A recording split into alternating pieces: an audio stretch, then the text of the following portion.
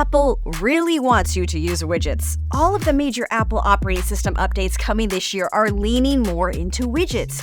We're getting Apple Watch widgets to flip through, and widgets on your Mac desktop, and sideways widgets when the iPhone is in standby mode. But as a tech reporter, I have a confession to make.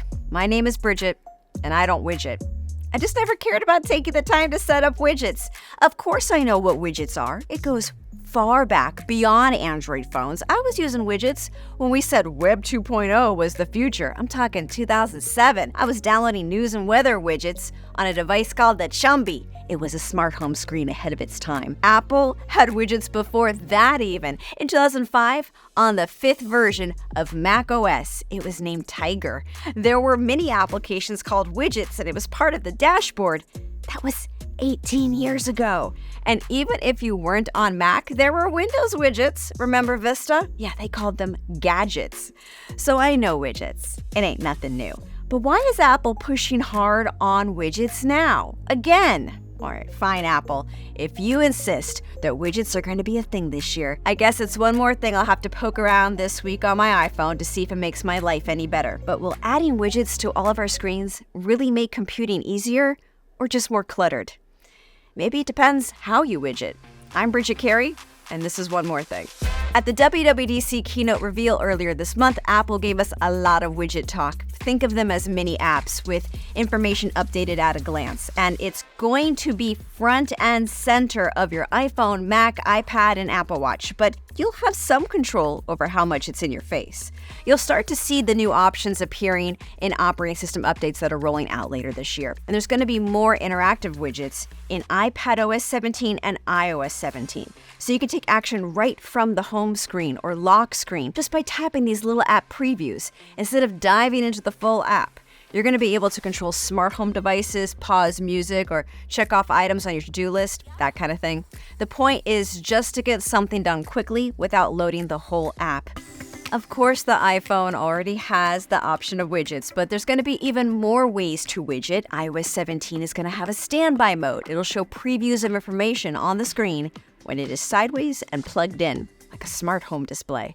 On macOS 14 Sonoma, you can slap some widgets right on the desktop to get information at a glance, assuming your desktop isn't already cluttered with documents. And watchOS 10 has probably the biggest change. Rotating the digital crown is going to reveal widgets right on the watch face.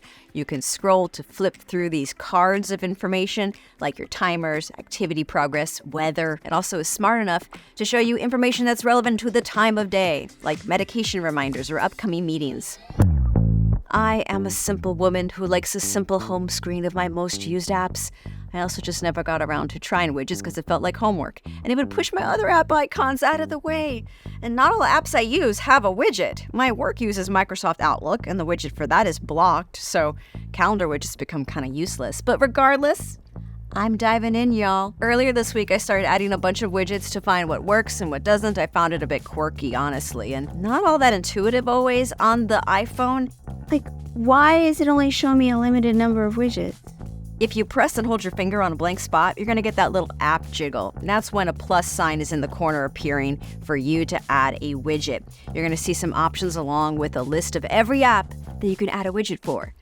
At least that's the idea. I was not getting a true list of every possible widget on my iPhone. At first, Duolingo was not showing up as an option, and neither were a few other apps I knew had widgets, like the Calm app. As it turns out, sometimes I had to open the app for it to jolt the system into showing it on the widget list.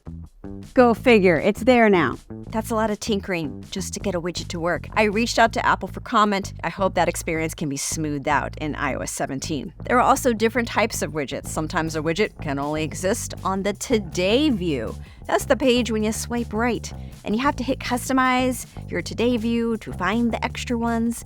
And the lock screen, it has its own different widgets. It's a lot to navigate, so I need to talk to someone who is more of a mobile widget wizard, like CNET senior editor Lisa Eadicicco, who just published a story about widgets after interviewing Apple's vice president of technology, Kevin Lynch. And oh, look at that.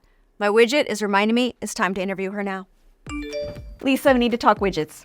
Absolutely, let's do it. Why is there such a push, you think, to have more widgets in all aspects of our Apple products. So the idea behind these widgets is to just have all of these pieces of information kind of just living on your home screen, kind of like being part of the operating system where you can just glance at your home screen and see if it's time to take your medication or go to your next meeting without having to like open the app, open the calendar, open the health app. On my watch, I'm really just using it to like set alarms, play music, find my iPhone. But why do you think Apple is putting more of a focus on widgets, at least in the watch too? Think about how tiny that screen is, right? If you want to do something like set an alarm, see when your next meeting is, whatever, you don't want to take too many taps and swipes to find it. If you're doing this more than 2 or 3 times when you're trying to do something, I feel like that's a bad sign. So with widgets, the idea is to surface that information really easily with just a scroll up from your main clock face just to access that information.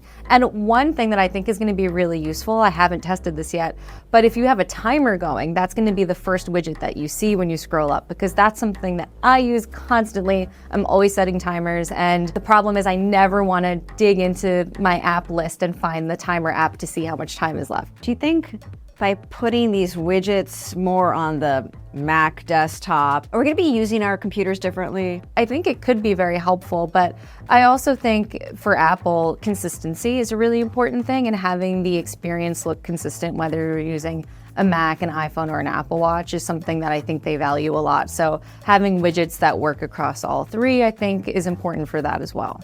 Widgets are not new, but do you think Apple has a bit of a learning curve for its customers to get us using widgets? I think a lot of people sometimes just keep doing the same thing they're used to doing.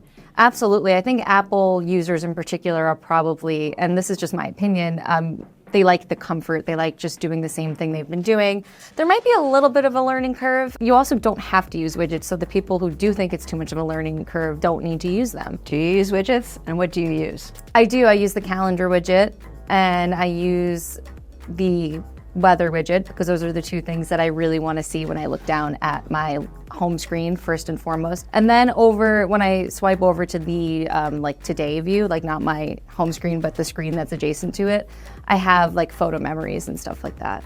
I maybe put too many widgets on my screen because I want to try everything. What's some advice for new widget people like me? I think just think about what are the first things you do when you pick up your phone. What are you usually going to check? Is it your calendar? Is it how many calories you need to burn to close your move ring? Is it photos? Whatever those things are, that's probably what belongs on your home screen. All right. Thank you, Lisa. I look forward to going into this new widget world with you. Of course. Happy to help. I can see widget cards making sense on an Apple Watch, assuming it doesn't get in the way of just glancing at the time and assuming you'll have control of what shows up on the screen, if you want control. I'm still testing out widgets on my phone to find the right fit. I never remember to do Duolingo, but this little bird sassy square here is always in my face. Maybe that'll motivate me. There is an app called Streaks. It has some nice visuals of checking off everyday task reminders. Maybe I'll use some apps more often if I see them presented in a cool way. But I feel like I'm relearning where things are, and it's making me slower to get to my favorite apps. Maybe this will get more fulfilling in a week or so as I learn new habits. Let me know what widgets you find useful or how widgets have changed how you do some tasks. Is there an app that is good just because of its widget? Are there apps that get the concept of a widget wrong? Did I make this episode just so I could rhyme Bridget with widget? And how many times did I say widget? Share your thoughts below, and I'll give you a status update next Friday on Bridget's Widgets. I'm sure there will also be Apple news to talk about too. Widget you later.